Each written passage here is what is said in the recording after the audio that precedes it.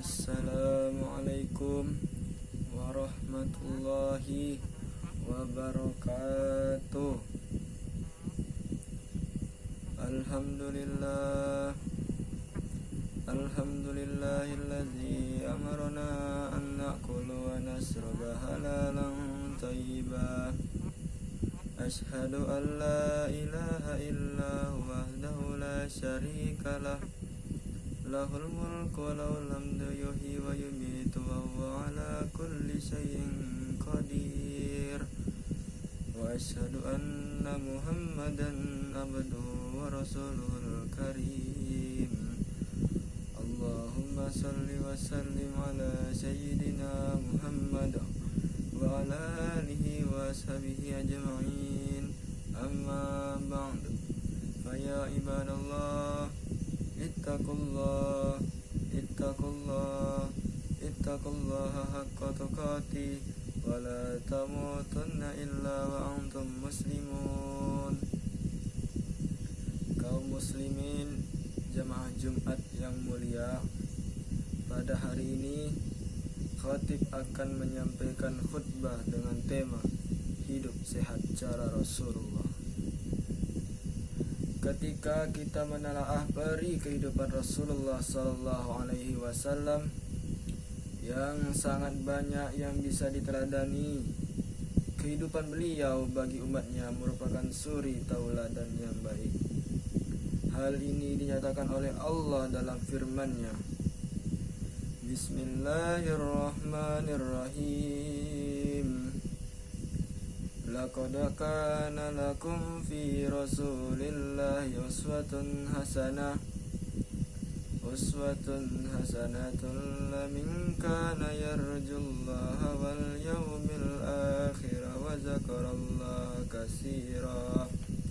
Artinya, sungguh ada dalam pribadi Rasulullah sallallahu alaihi wasallam satu suri tauladan yang baik, yaitu bagi mereka yang mengharapkan ridha Allah dan mengharapkan pertemuan dengan Allah di hari akhir. Dan harapan itu diwujudkan dalam bentuk zikir, menyebut asma Allah dengan sebanyak-banyaknya.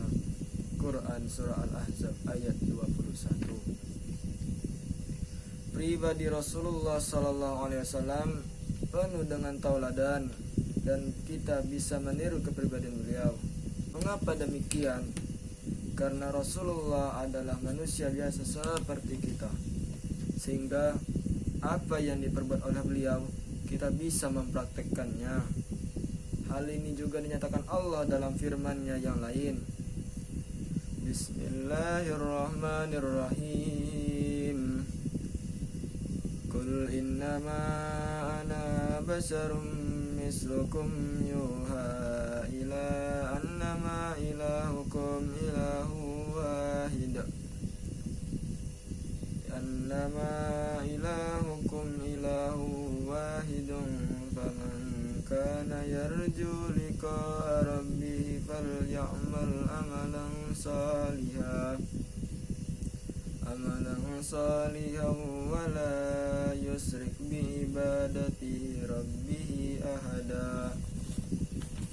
Yang artinya, katakanlah wahai Muhammad kepada umatmu, kepada masyarakat semuanya, sesungguhnya aku adalah manusia biasa seperti kalian semua.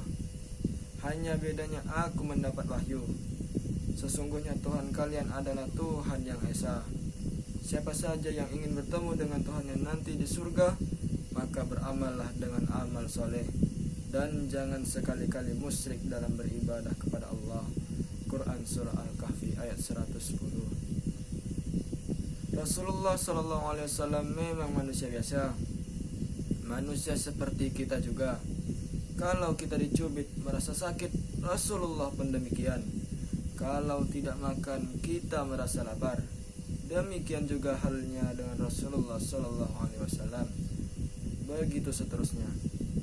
Karena memang Rasulullah adalah manusia biasa seperti kita, sehingga apa yang diperbuat oleh Rasulullah kita bisa pula melakukannya. Sejarah mencatat Rasulullah SAW wafat ketika beliau tepat berusia 63 tahun. Beliau lahir pada tanggal 12 Rabiul Awal dan wafatnya juga pada tanggal yang sama. Tetapi apa yang menarik dalam kehidupan Rasulullah selama 63 tahun itu? Salah satunya adalah di dalam sepanjang hidupnya itu beliau sakit hanya satu kali. Dan sakit beliau derita itu pun terjadi pada akhir hayatnya.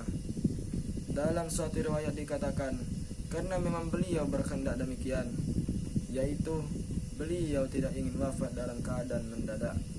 Pada suatu doanya beliau mohon kepada Allah, "Ya Allah, aku berlindung kepadamu dari mati mendadak." Doa itu pun terkabul. Rasulullah diberi sakit pada akhir hayatnya.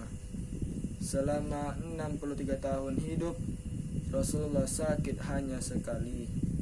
Kondisi itu sangat berbeda dengan umatnya. Kita barangkali belum berumur 63 tahun, tapi sudah sering menderita sakit. Mengapa? Banyak sebabnya. Salah diantaranya adalah mengenai disiplin dalam soal makan dan minum. Sesuai dengan hadis Rasulullah SAW, "Nahnu qaumun la na'kulu hatta najua wa iza akalna la nasba'." Kami adalah umat yang tak pernah makan sebelum merasa lapar, dan kalau kami sudah makan akan berhenti sebelum merasa kenyang. Sungguh simpel rahasia yang diberikan oleh Rasulullah, yaitu mengenai disiplin makan. Umat Rasulullah ketika itu adalah umat yang terlatih mengenai disiplin dalam soal makan. Kelihatannya gampang, tapi kalau kita coba pikirkan dalam kehidupan sehari-hari, jarang kita makan dalam keadaan sudah lapar, dan lebih jarang lagi kita menghentikan makan sebelum kenyang. Yang umum kita lakukan, kita telah makan meskipun belum kenyang, dan kita tidak berhenti meskipun sudah dirasa kenyang. Disiplin makan inilah salah satu di antaranya yang menyebabkan Rasulullah hanya satu kali sakit dalam seumur hidup.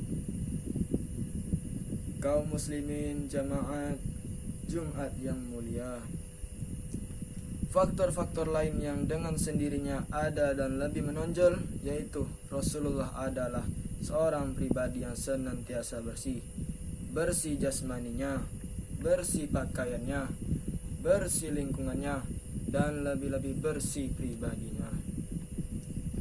Hal ini dapat kita lihat dari ajaran Islam, dan Rasulullah adalah pelaksana ajaran yang sangat sempurna.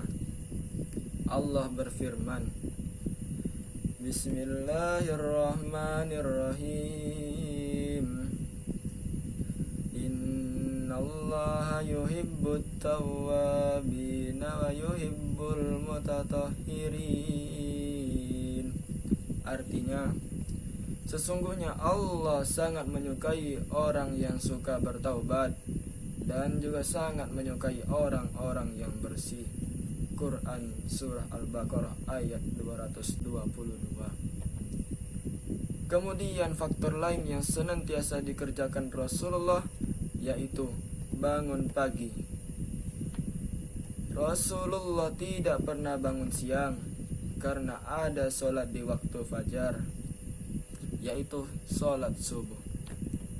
Dengan bangun pagi, maka jelas kita akan menghirup udara-udara yang paling segar. Rasulullah juga menganjurkan sesudah sholat subuh diharapkan jangan tidur sampai paling tidak matahari terbit. Ini artinya kita disuruh menikmati kesegaran yang terjadi di pagi hari. Kita disuruh menghirup udara yang paling segar sambil berolahraga kecil dan sebagainya. Dan terakhir yang menyebabkan kesehatan Rasulullah terpelihara, yaitu beliau adalah seorang yang senantiasa berlapang dada. Rasulullah adalah pribadi yang jarang marah. Barakallahu li wa lakum fil Qur'anil Karim. Innahu laghafurur rahim.